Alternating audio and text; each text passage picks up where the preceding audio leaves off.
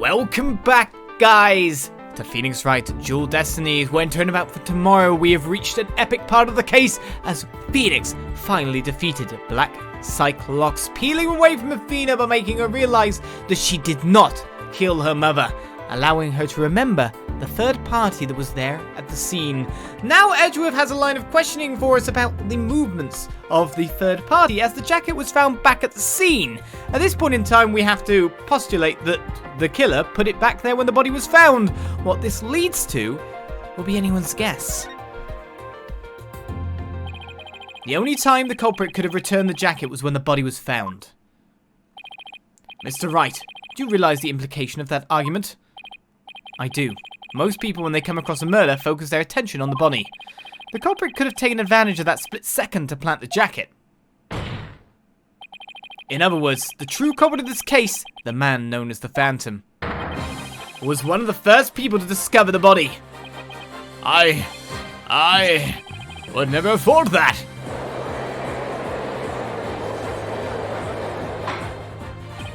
Order in the court. What is the meaning of this, Prosecutor Edgeworth? Well, the thing is, he can't deny the fact that the coat was used, it was on the scene, and it left the scene. So for it to be back, that's the only way it could work out.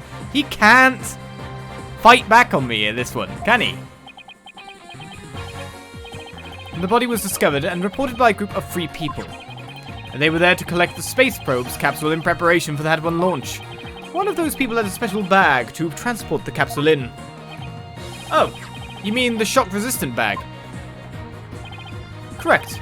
I suppose that if the jacket was in that bag, it could have been returned to the scene of the crime without anyone noticing. I'll see to it that you get the reports on those 3 people. You will? We should also check the facial recognition database for that robot.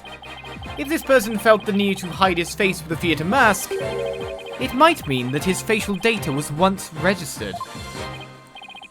Prosecutor Edgeworth, does this mean? I have to admit, I believe Miss Sykes' memories to be credible.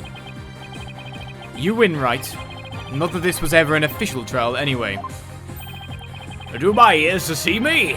Prosecutor Edgeworth, are you actually conceding? Hey! Is it true, boss? Does this mean I can't believe it. It's over. I won. I proved that both Athena and Prosecutor Blackwell are innocent. Your Honor, I see no need to further prolong this trial. Unfortunately, I do. Objection! Hold on, Mr. Wright. Have you forgotten who's in charge of this trial? That's right. I'm the one who's supposed to say I see no need to further prolong. No, it's not you. Not you either, Your Honor. Now silence. The little princess who was truly beloved by Metis and who repaid that love with death. All these years, hating Athena was the only thing that's kept me going. But what do I do now? Can anybody tell me? How am I supposed to go on? Miss Blackwell. How unlike you, Aura. Metis was deeply passionate about her work, and she chose you as her partner. Isn't that... Shut up, Simon. You know exactly how I felt about her. Her respect as a co-worker wasn't all that I wanted. And what did you want from her? Did you really just go there, Your Honor? Aura, there's something I've wanted to say, if you will lend me an ear. I have in my possession a lead on who Metis' murderer is. You do? Right, dunno. You asked me about the identity of the Phantom of 7 years past. That's right. The Phantom. The person Blackwell has been looking for, even from behind bars. 7 years ago, somebody hatched a plan to sabotage the Had One rocket. The spy. But he was no ordinary spy. We knew naught about him. His background, appearance. We came to refer to him as the Phantom. At the time, I was working with the police to hunt him down. And then one day, a miracle occurred, and I obtained a lead on him. Oh, how exciting! What was the lead? A recording of the Phantom's voice. but the quality was too poor for proper voice analysis. Yet I had hope. Aura's co-worker was a scientist who could analyze human emotions. So I asked her to evaluate the recording using analytical psychology. And that scientist was Dr. Cykes. Yes, a spy's greatest fear is to have his true identity discovered. In addition to had one, Dr. Cykes' results in the recording were surely among his targets. But his search of the space center bore no fruit, so he must have started to panic. They couldn't find them? But where could they have been? Who is to say? Wow, I bet he's never let that out of his sight all these years. How in the world did you smuggle them into prison? Oh, I have my ways. What's more, my partner is especially talented at that sort of thing. Taka! I worked to lure the Phantom in by spreading rumors throughout the underworld. I was even granted permission to prosecute cases to attract the Phantom's attention. Just try to retrieve her identity, you bloody butcher, became my taunt. And what about the results Dr. Cykes drew up for you? Was there any useful information? Here, you can see for yourself. I'll take good care of it. It's all I have left of my mentor. I will. Better hold on to this real tight. The Phantom's psych profile has been added to the court record. The subject's emotions rarely fluctuate, and he doesn't experience feelings like normal people do. Oh my god! It's full-on socio/psychopath. Whatever which one. Oh my g... We've got one weird one.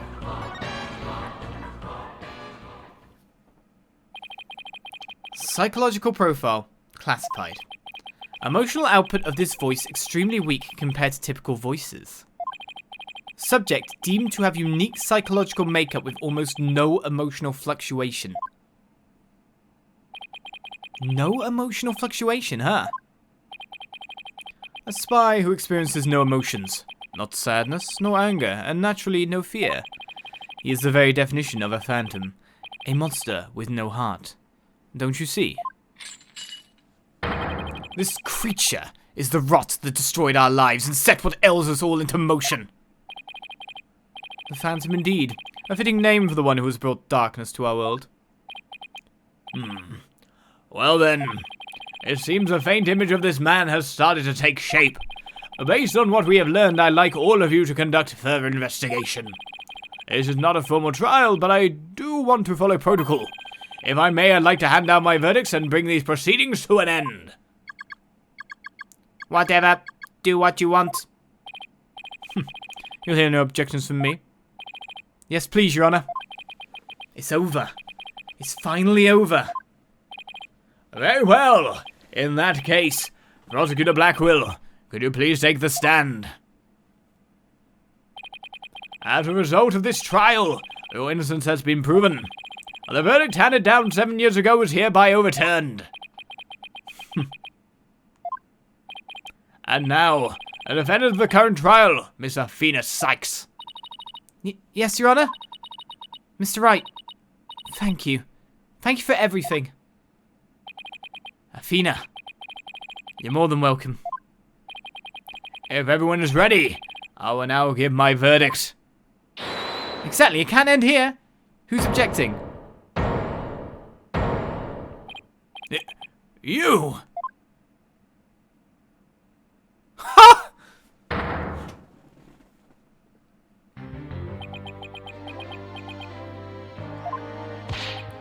Apollo! What is the meaning of this? Congratulations, Mr. Wright and Prosecutor Edgeworth. You uncovered the truth from 7 years ago, and you saved Prosecutor Blackwell. However, I can't allow this trial to end just yet, because he's not happy until he finds out who killed Clay. There's more than one party that's like that. Why, Apollo? Why would you do this to us?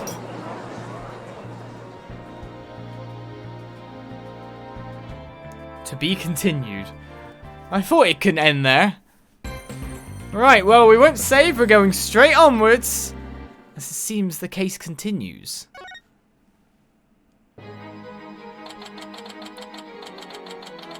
Alright, what time is it now in the courtroom? Surely nighttime should be falling. I want to know what time it is because I reckon they should have a night sky above. That would make much drama.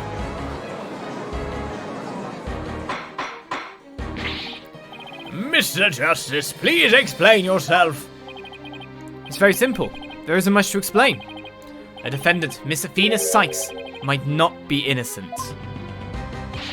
What are you talking about? The case from 7 years ago has been settled. I'm not talking about the past here. I'm talking about the present case. It's still not clear who killed Clay Terran. But Apollo, why would you... Miss Cykes, please listen quietly to what I have to say. What in the world is Apollo trying to do? Your Honor, please allow me a little of the court's time. But this is a trial for the case from 7 years ago. Miss Blackwell, I'd like to ask a favor of you. Just as you lost someone close to you, I lost someone close to me too. I'm sure you want to know the real truth of what happened as much as I do. Apollo. Ha! Sure, you know, I'm all for the truth. Now let's see you expose the princess's guilt. Judge, I give my permission. Continue with the trial. Very well. Is that all right with you, Prosecutor Edgeworth? The prosecution has no objections. Let's hear Mr. Justice's testimony. I'll have the police's investigation report brought immediately. Like you too, Edgeworth. I really hope it's because you have something up your sleeve. Very well. Your opening statement, please, Prosecutor Edgeworth. As you wish. Let's review the case of the murder of Mr. Clay Terran. It was made clear in the previous trial that Solomon Starbuck was not his killer. Therefore, the true culprit was someone else. On that day, this culprit waited for the astronauts in boarding lounge 1. When the two men made their escape out of the Space Museum, the killer attacked Mr. Terran with the same type of knife that was used 7 years ago. The murderer then escaped into the Space Museum. Next, Director Yuri Cosmos switched the launch pads. After that, the culprit exited the Space Museum and escaped via boarding lounge 2.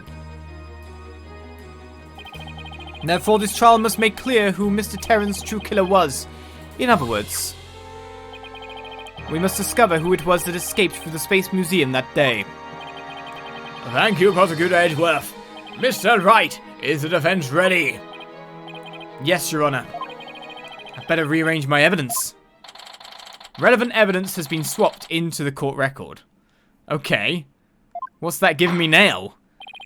And now then, Mr. Justice, your testimony if you please. Let's quickly scan the evidence and find that not much has changed, to be honest, actually. Relevant evidence has been switched in. The Moonrock earring has been moved up. The Phantom Psych profile as well, which was crazy enough as it was. The Hat 1 exhibit's here. Terran's autopsy report is now here too. We've got the security camera video now showing again. Oh, hello. We've got the phony Fanty bomb too. Fragments are being analysed. Detonating courtroom 4. We've got emergency ladder. We've got lighter. We've got aura statement, which is incredibly specific about who held what where.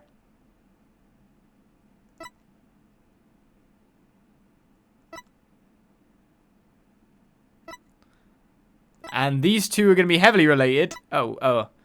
Held a lighter with an earth emblem in their left hand. So the earth emblem would have had to have been visible. But you can't light it from that side. I'm confused. But the way the hands are... I'm probably trying to look too much into the evidence we have at hand here, but there's definitely going to be something to play between that lighter and Aura's statement for definite. It's too specific. I used to have a coworker that always say specific as specific, and I think it infected me. It's too specific to not be something. Now then, Mr. Justice, your testimony if you please. A slight pause to look over stuff there, because we need to recollect. Evidence is just entering our hands. We don't know what's there. But now, we hear Apollo Justice's accusation. I suspected Miss Cykes of the murder of Clay Terran. My growing suspicions were confirmed when this incriminating evidence presented itself, was straight on the lighter. In addition, she's the only one who could have utilized the launchpad switch to escape. That is why I wish to indict Miss Cykes on the charge of murder.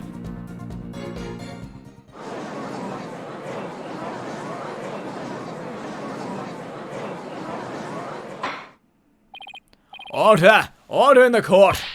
Mr. Justice, you realize you are charging your own co-worker with murder, don't you?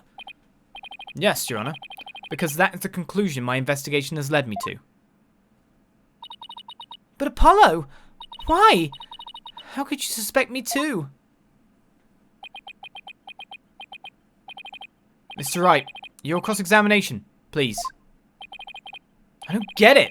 Just what did you find out over the past few days to make you think this? Well, press him and find out. There's got to be something in there. Alright, I suspected Miss Cykes of the murder of Clay Terry. What first made you suspicious of Miss Cykes? It all started when Miss Cykes and I were investigating the crime scene. When she saw the weapon that killed Mr. Terran, my bracelet reacted. She said she'd never seen the knife before, but my bracelet told me otherwise. And then every time after that, my bracelet would react when she talked about the case. Poor Apollo must have been beside himself during that investigation. I didn't know what to do or think. I couldn't even sleep. In that condition, I knew I wouldn't be any good in court. So I decided to wear an eye patch, so I wouldn't be able to perceive any of her tales. Oh! So that's why Apollo was acting so strangely.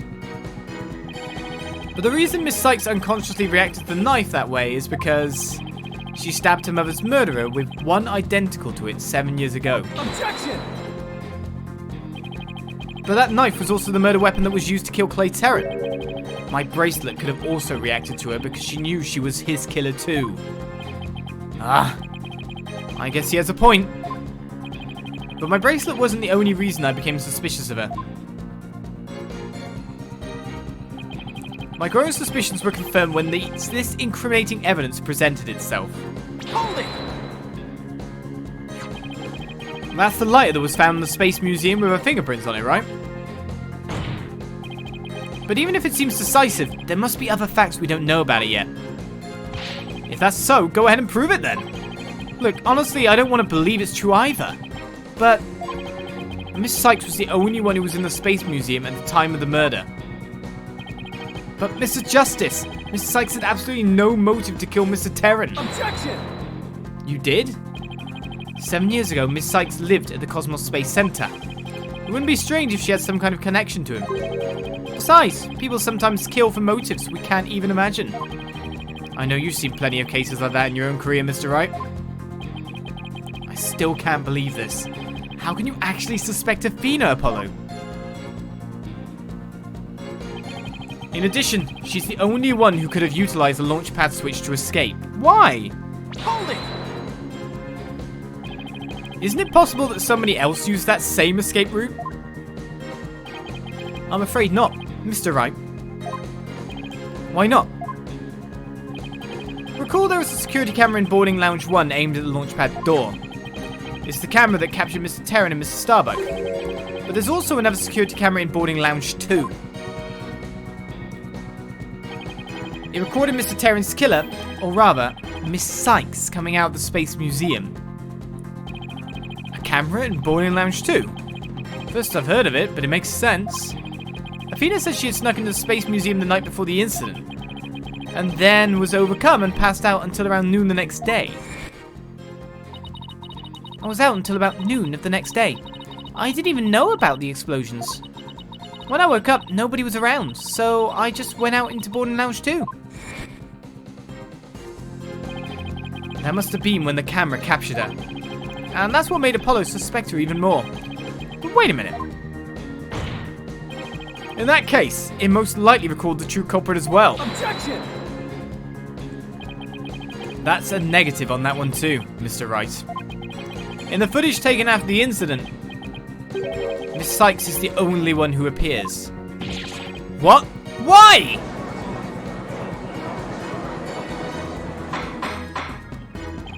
Order! Order in the court! That can't be. But if it is, then it is incredibly incriminating. Wasn't it you who proved in the previous trial that the way the true culprit escaped was via the Space Museum after the paths had been switched? A fact you previously proved turned on its ear, leaving your client high and dry. I must say, that is vintage Phoenix Wright.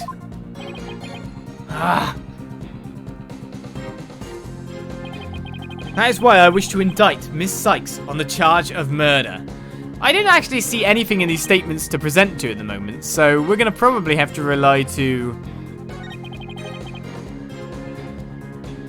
I don't know. Rely on the end of press summary to try and work out things for us here. So that is why you wish to indict Miss Cykes on the charge of murder? Hold it!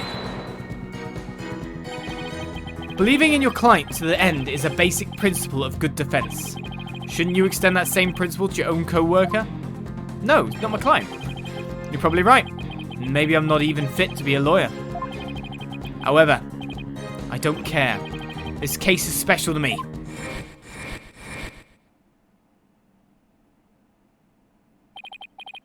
Clay was my friend. And that's why I just have to know the truth.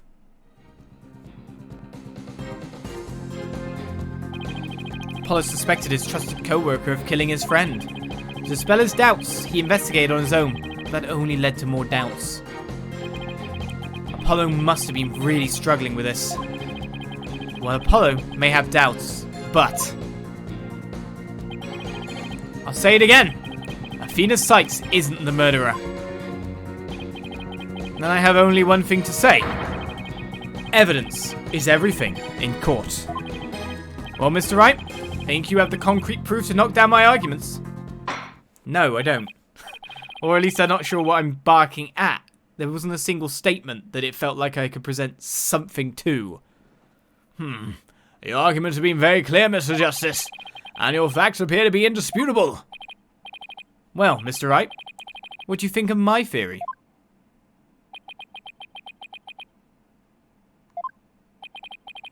It looks like not even you can deny it. Miss Cykes was the only one who used the only possible escape route.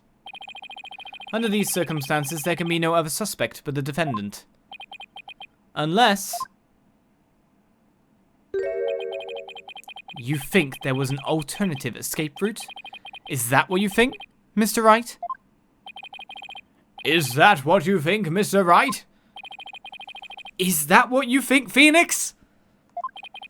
Was there an alternative escape route? Of course or no way.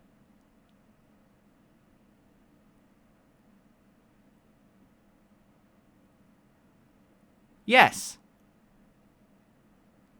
Yes. What if the launch pad wasn't moved to the other place, but was actually moved out? Maybe? Or whether there was another way for him to go anyway? I mean, I literally have to say yes to the statement, don't I? Yes, of course there must have been. Just don't ask me what. You're just bluffing again, aren't you? Me? Bluff? No way! He knows me too well. Also, he knows this works! It's fine, Mr. Wright. Even a bluff would suit me just fine.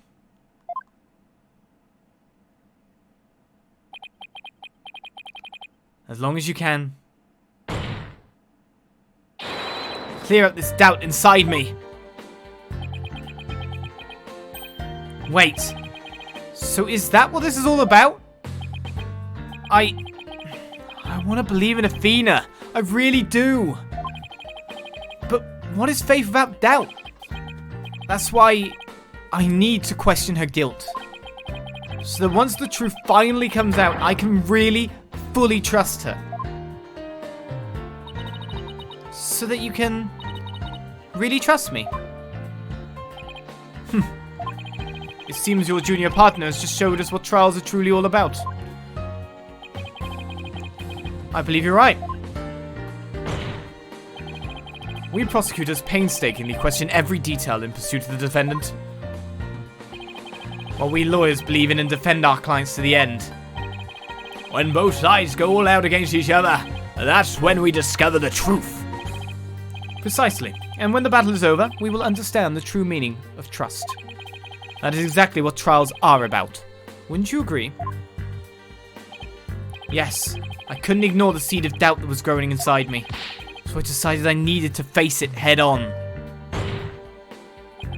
No matter what the truth is that's waiting ahead, I won't be afraid. That's so like Apollo. Always uber earnest about things like this. Mr. Justice, I vow to dispel every last bit of doubt in your heart. Good, because I want to believe in Miss Cykes again. You're really hoping there was an alternative route, aren't you, Apollo?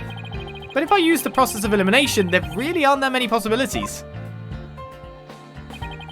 Director Cosmos was at the southern exit, leaving only the control room and the corridors of the Space Museum. Which door could the culprit have escaped through? Come on, Mr. Wright, where do you think the culprit escaped to? Well, it has to be the Space Museum corridor. Literally, unless you go down the garbage chute, but I'm not sure I can present that. Take that! You can't get through the control room, we know that as a fact. They really only could have escaped to the corridor to the Space Museum. All they had to do was use the unconscious Mr. Starbuck's prince to get through the door. Objection! It appears that all you're trying to establish is Miss Cykes' guilt. If the culprit used that route, the only exit would have been into boarding lounge 2. The logical conclusion of your argument is that the killer is none other than the defendant. Ah! I knew it. That's the only way it could be, huh? If the culprit escaped into the corridor that leads to the Space Museum, then I guess it's true. The only exit would have been into boarding lounge 2. But Miss Cykes was the only person captured by the boarding lounge 2 security camera. I investigated the crime scene thoroughly, but the only place the culprit could have escaped to was the Space Museum corridor. There weren't any other secret corridors or anything. That leaves us with no other conclusion to draw but that Athena Cykes was the culprit. What could the answer be? Was it really no other escape route? But, hold on a second. What if...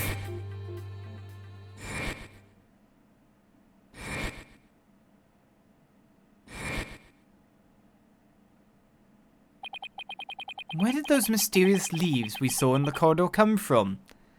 Finally. What if they're a clue to the culprit's real escape route? Jumped off onto a tree?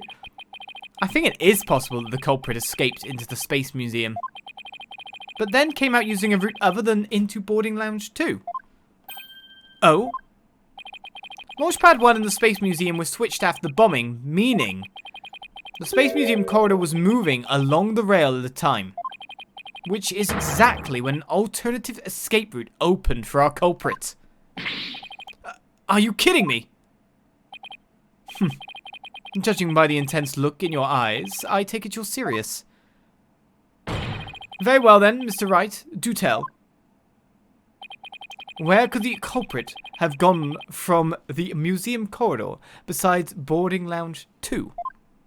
I'm just going to say up here. Because one, you could see there's that thing up there, but really it's just, if it went from there to there, we know it actually didn't go up now to the launch site itself. But we know that in the position of going round, someone has made a jump, by the look of it, maybe onto a tree. So basically all I need to do is just anywhere that's not in here, right? Right? Take that! We found something odd while investigating the museum corridor this afternoon. Namely, a few dead leaves on the floor. Considering where dead leaves come from, they point us to exactly where the culprit escaped to. Yes, I remember seeing some leaves myself. Ah! Do you mean... Yep, while the Space Museum was in motion, just beyond the corridor's safety door, was an alternative place the culprit could use to escape. In other words, the culprit's real escape route was the area outside the space center. You're freaking insane! Objection! Do you know how possible that would be? The corridor was level with the 3rd floor! Yes, it's impossible, but I'm freaking insane! And that's all we need to know, as we definitely started taking away those seeds of doubt, that sprouting tree, and we're gonna rip it right out for the evidence of a few dead leaves. Join us next time for more Dual Destinies, Phoenix Wright, as we get more to the bottom of this. Though where this leads, who would know? I'll see you next time. Bye-bye.